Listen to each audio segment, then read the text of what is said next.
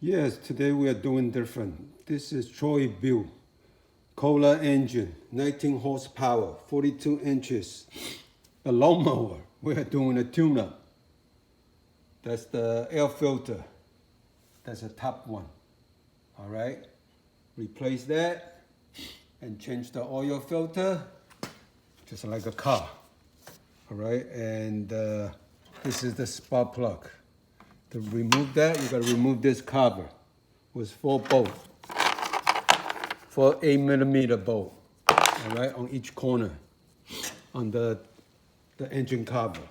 Remove the engine cover, and that's the spark plug right there.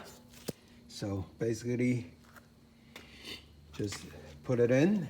I like to use anti-seize on the thread. Okay, you can see that. Okay, so the spark plug in, and filter in, oil filter in, put a cover back on. The tune-up is done.